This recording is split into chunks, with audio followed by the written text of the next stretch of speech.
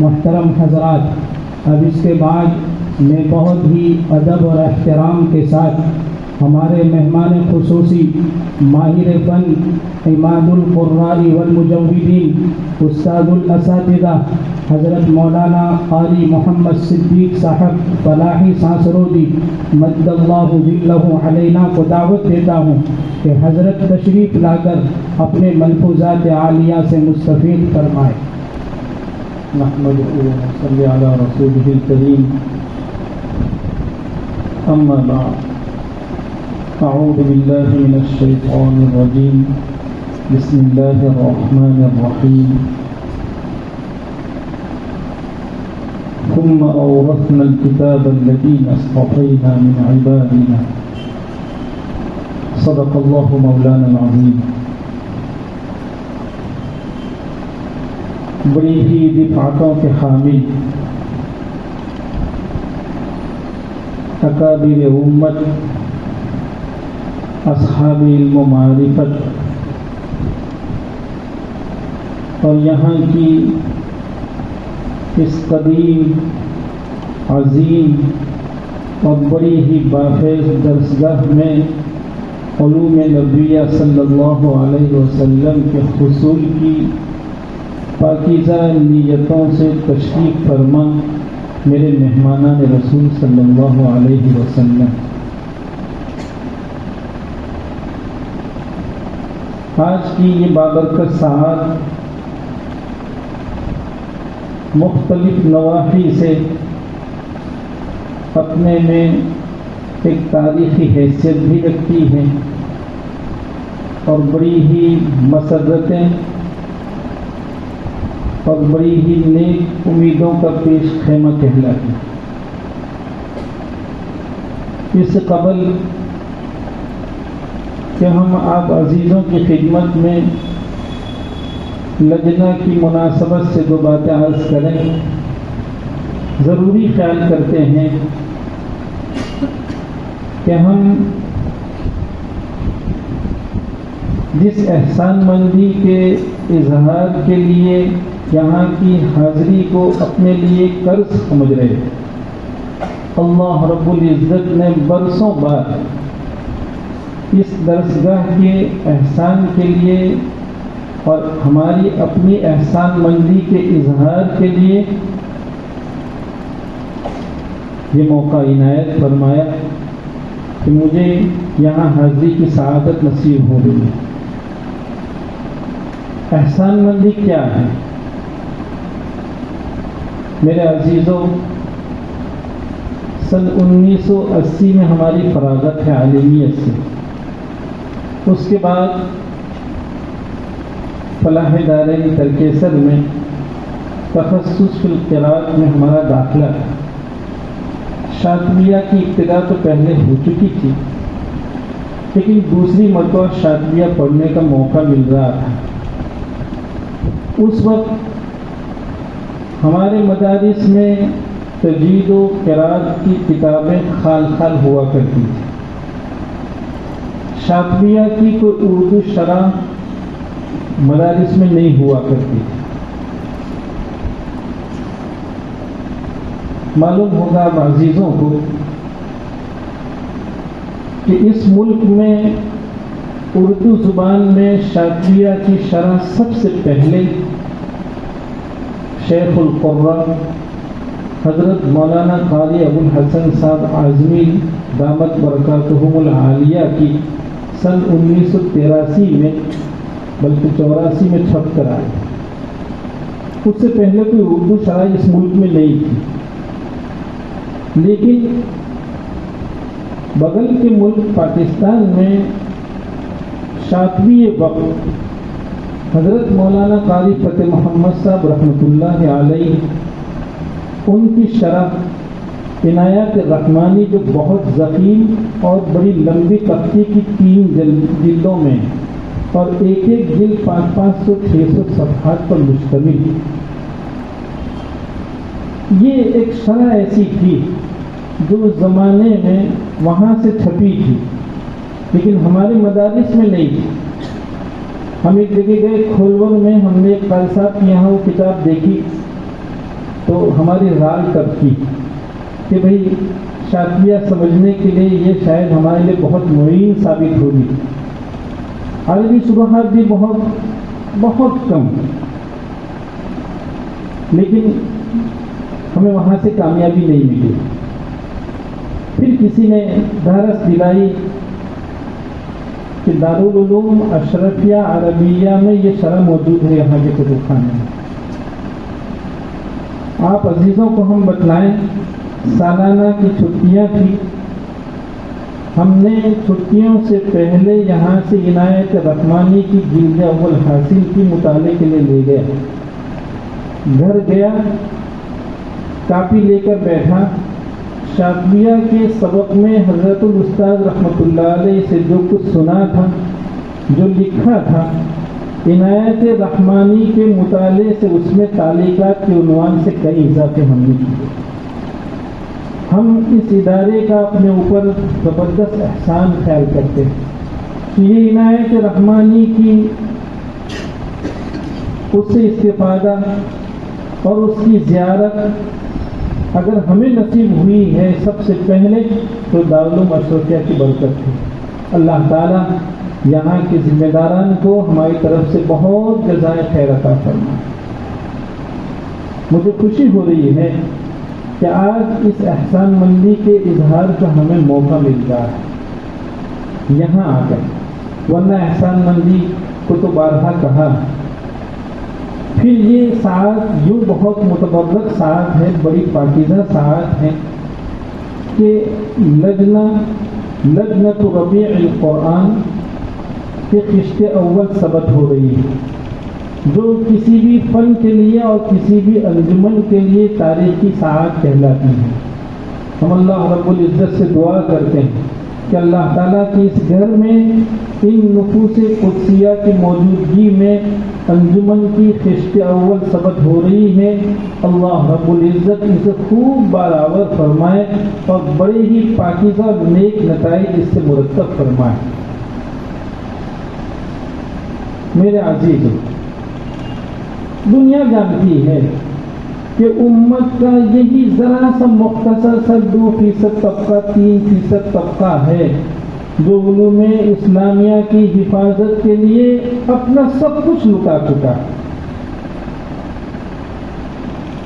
کیا جوانی، کیا بڑھاپا، کیا صحت اور کیا بیماری، جس طبقے نے شب و روز کی تمیز، صحت اور بیماری کی تمیز ختم کر کے صرف اور صرف علوم نبویہ صلی اللہ علیہ وسلم کی حفاظت کو اپنے لیے شرط سمجھا ہے، اسی کے بلبوتے پر الحمدللہ علوم اسلامیہ صدیوں بعد بھی جو کی تو محفوظ ہے. دنیا کہہ رہی ہے کہ قرآن کریم کے الفاظ میں، اس کے حرفوں میں، اس کے حرکات میں، حتیٰ کہ اس کے تلفظ میں اور یہاں تک کہ اس کے رسم میں، معانی میں کوئی تبدیلی تحریف اب تک نہیں ہوئی اور انشاءاللہ تا قیامت نہیں ہوگی. کس کے بلبوتے پر؟ وہ ان مدارس میں آباد مختصر طبقہ ہے، ان کے بلبوتے پر. بہت بابرکت طبقہ ہے ماشاءاللہ. اس طبقے سے بڑی امیدیں بنتی ہیں کہ انشاءاللہ اس انجمن کے پلیٹ فارم سے جو محنتیں ہوں گی، اب تک ہماری تجوید و قراءت سے متعلق جو محنتیں تھیں وہ 20x20 کی درجگاہ میں محدود رہتی. انشاءاللہ انجمن کے پلیٹ فارم سے آپ کی یہ محنتیں اب منظر عام پر آئے گی اور انسانیت کا بہت بڑا طبقہ ہے جو خوش الحان قرہ سے قرآن کریم کو سن کر اپنے قلوب کی تازگی کا شوق رکھتا ہے، اپنے غموں کو کافور کرنے کا شوق رکھتا ہے، جو اس میں چین و سکون پاتا ہے، جو اس میں لذت پاتا ہے. اس کا شوق امت کا جو بہت بڑا طبقہ رکھتا ہے وہ آپ کے ذریعے، آپ کے انجمن کے ذریعے انشاءاللہ ان کے قلوب کی تسکین ہوگی. جب ایک قاری قرآن کریم کو بہت عمدہ انداز میں تلاوت کرتا ہے، دنیا لہجوں کو سمجھتی ہے، آواز کو سمجھتی ہے، زیادہ سے زیادہ اداؤں کی ایک سطح کو سمجھتی ہے، لیکن یہ وہ طبقہ ہے جو ان اداؤں میں کیا باریکیاں ہیں، کیسے حکم ہیں، کیسے نقطے ہیں، یہی وہ طبقہ ہے جو سمجھ سکتا ہے۔ اللہ تعالیٰ نے یہ سمجھ بوجھ اسی طبقے کو عنایت فرمائی۔ آپ دیکھیے کہ تجوید میں مدود ہیں، غنہ ہے، یہ ایسے ہی نہیں ہے۔ عربی زبان میں غنہ بھی نہیں ہے، مد بھی نہیں ہے، لیکن قرآن کریم میں غنہ بھی ہے، مد بھی ہے۔ ایک مرتبہ کینیڈا گیا اور وہاں کی ٹورنٹو کی لائبریری میں گیا، وہاں ایک کتاب دیکھ رہا تھا، تو وہاں مدود اور غنے سے متعلق عجیب بات پڑی کہ عربی زبان بولنے میں، پڑھنے میں، عبادت خانی میں کہیں غنہ مد نہیں ہے، لیکن قرآن کریم میں ہے۔ اور اس کی وجہ یہ ہے کہ اللہ رب العزت کا منشا یہ ہے کہ قرآن کریم کی جب بھی تلاوت ہو تو بہترین اور شاندار اور خوبصورت اور حسین انداز میں، اور یہ مدود اور یہ غنے یہ قرآن کریم میں خاص قسم کی بیوٹی اور خوبصورتی بننے والی۔ لیکن صرف اتنا نہیں ہے، یہ طبقہ اس کی گہرائی تک پہنچتا ہے اور جانتا ہے کہ مدود کہیں کیا معنی میں کیسی خوبصورتی پیدا کرتے ہیں۔ آپ دیکھیے غیر المغضوب علیہم ولا الضالین، آپ دیکھ رہے ہیں غیر المغضوب میں مد اصلی ہے، وہاں صرف ایک الف تک مد ہے، اور ولا الضالین میں مد لازم ہے، 5 الف تک طول کے ساتھ مد ہوتا ہے۔ کیا حکمت ہے؟ مفسرین کا اکثری طبقہ یہ کہہ رہا ہے کہ غیر المغضوب سے یہودی مراد ہیں اور ولا الضالین سے نصارہ مراد ہیں۔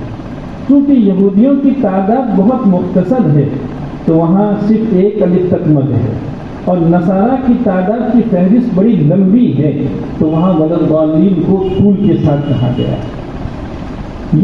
یہ حکمت کون سمجھے گا؟ آپ امت میں جا کے مدود مد کے ساتھ تلاوت کریں گے، لوگ آپ کے مد سے، آپ کے لہجوں سے محظوظ ہوں گے، لیکن آپ کا یہ مد یہاں معنویت میں کیسا اضافہ کر رہا ہے اور اس کی خوبصورتی میں کیسا اضافہ کر رہا ہے، یہی طبقہ سمجھ سکتا ہے، یہی طبقہ سمجھے گا۔ آپ دیکھیے کہ کبھی آپ غنہ کرتے ہیں، کبھی نہیں کرتے ہیں۔ غنہ کیا معنی رکھتا ہے؟ نہیں دیکھیے وَإِذَا سَأَلَكَ عِبَادِي عَنِّي فَإِنِّي قَرِيبٌ أُجِيبُ دَعْوَةَ الدَّاعِ، قریب اجیب دعوت الداع۔ آپ جانتے ہیں کہ تنوین کے بعد اجیبو کا حمزہ ہے اور تنوین کے بعد حروف حلقی کے آنے پر غنہ نہیں ہوتا ہے، اظہار ہوتا ہے۔ یہ کیسی معنویت پیدا کر رہا ہے کہ اللہ رب العزت کا حال یہ ہے، وہ اپنے بندوں کے ساتھ اتنی شفقت کا معاملہ فرماتے ہیں کہ بندے نے اللہ رب العزت سے اپنی ضرورتوں کا ابھی سوال کیا نہیں کہ غنہ، حالانکہ غنہ ہوتا کتنا ہے؟ ایک الف، اور ایک الف کا غنہ زیادہ سے زیادہ آپ کہیے 1 سیکنڈ 1.5 سیکنڈ تک کا وقت لگتا ہے، لیکن اللہ رب العزت کی شفقت دیکھیے کہ قریب اجیب، کہ بندے نے اپنی ضرورتوں کا سوال کیا نہیں کہ اس کو غننے کی تاخیر بھی منظور نہیں ہے اس ذات کو، اور وہ فوراً دعاؤں کو قبول کر لیا کرتے۔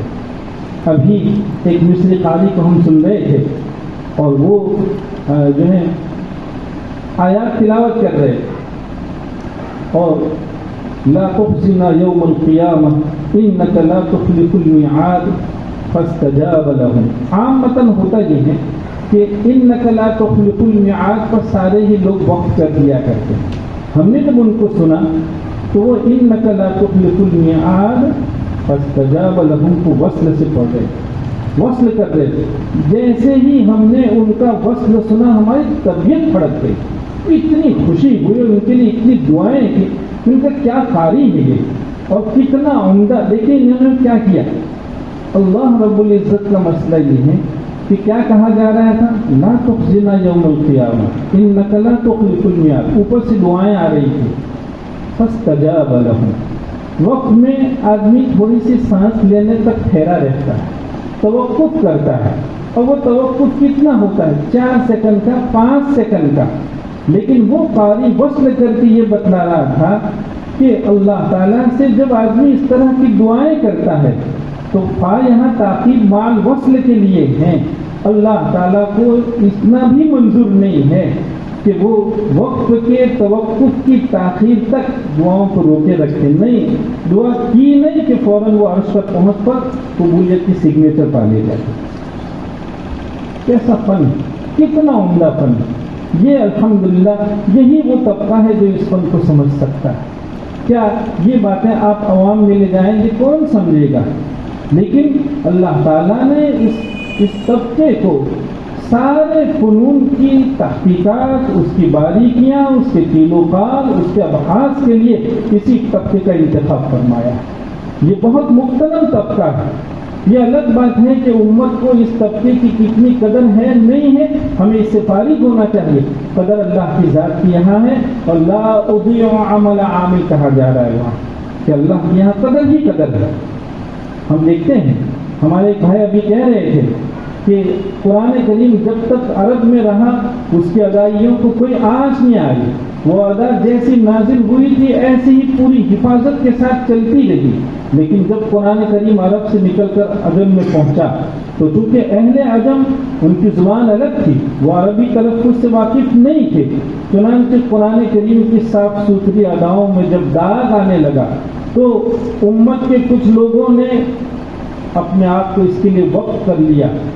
کیسا وقف کیا کہ اساتذہ کرام سے ایک حرف کی مثلا شین ہے، قاف ہے، صاد ہے، کہا اس کی آواز کیا ہے، یہ کیسے بنتی ہے.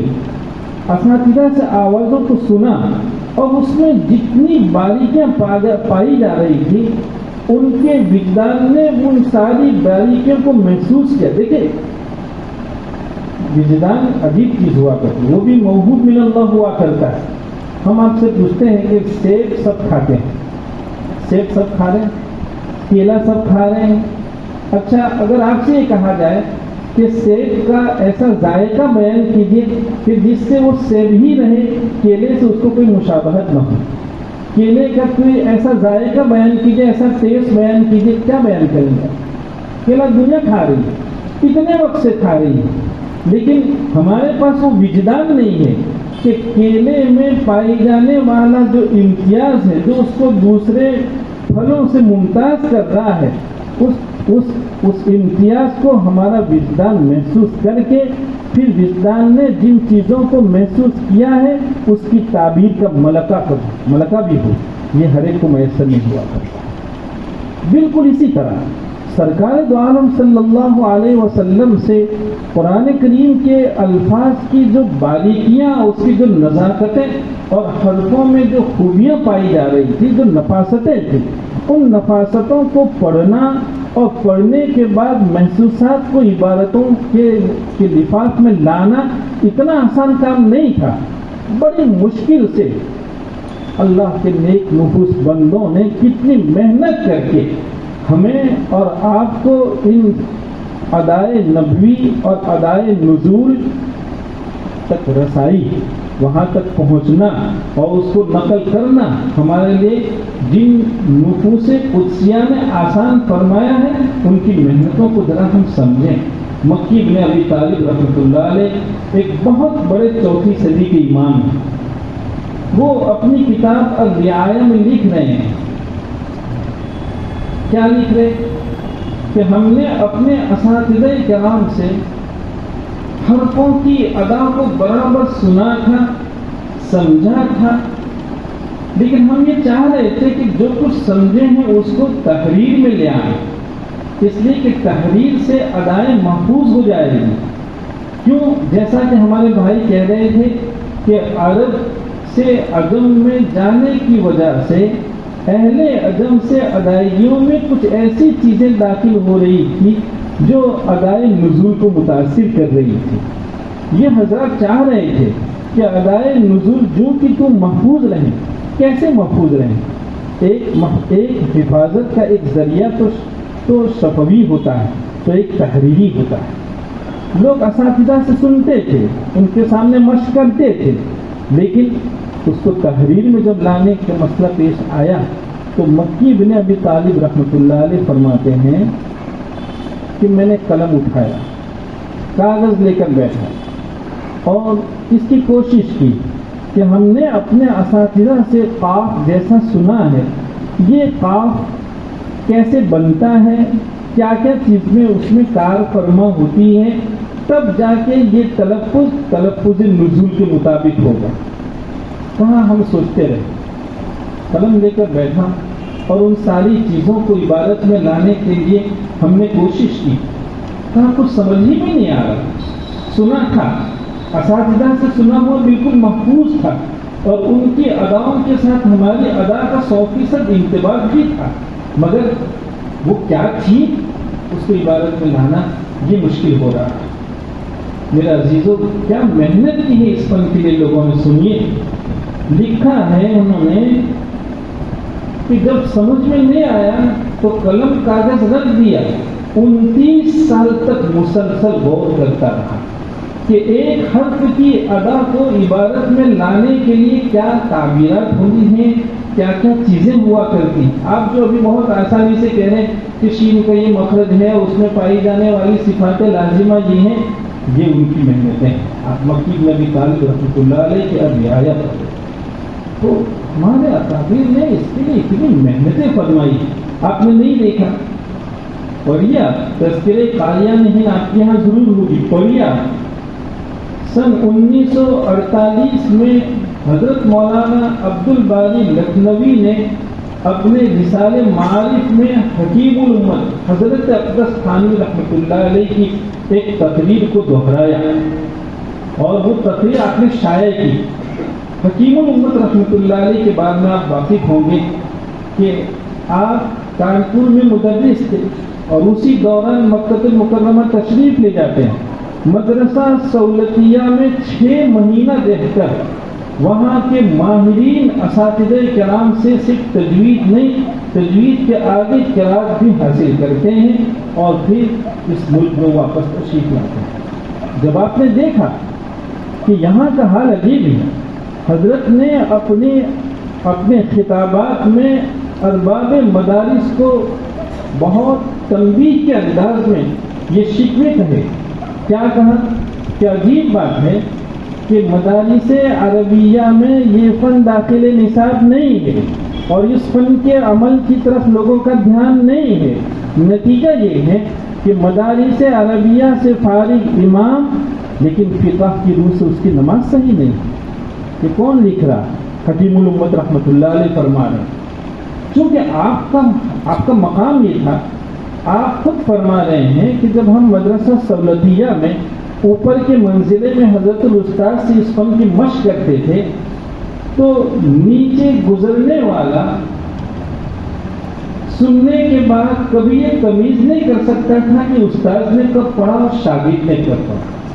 اور حکیم الامت رحمۃ اللہ علیہ کا مشق میں یہ حال تھا کہ ہمارے اس ملک کے جو صف اولا کے قرہ ہوا کرتے تھے، وہ موقع پانے پر حکیم الامت رحمۃ اللہ علیہ کے یہاں اپنی مشق اور اپنی اداؤں کی جانچ کرانے کے لیے پہنچتے۔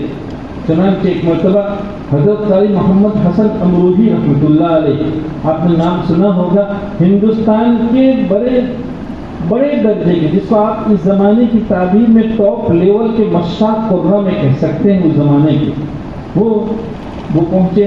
ان کے ساتھ حضرت قاری فتح محمد صاحب رحمۃ اللہ علیہ بھی پہنچے، اور ان دونوں بزرگوں نے حکیم الامت رحمۃ اللہ علیہ سے درخواست کی کہ ہم آپ کو قرآن سنانا چاہتے ہیں۔ حضرت نے فرمایا کہ ایسا ہوگا، آج ایک قاری سنائے گا، کل دوسرا قاری سنائے گا۔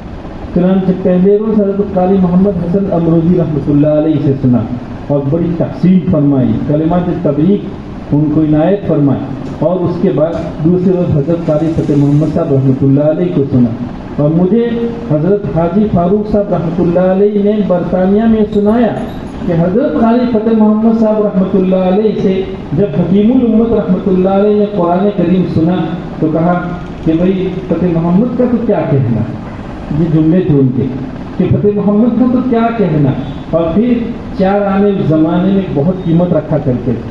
حکیم الامت رحمۃ اللہ علیہ نے ہدیے کے طور پر، انعام کے طور پر ان کے خدمت میں پیش کیا۔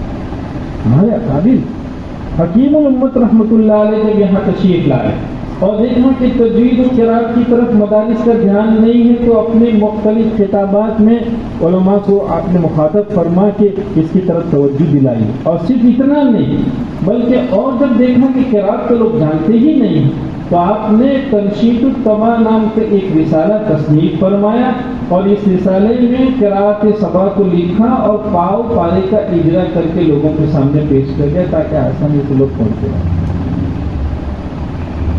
یہ اہل علم کی ذمہ داریاں ہوا کرتی.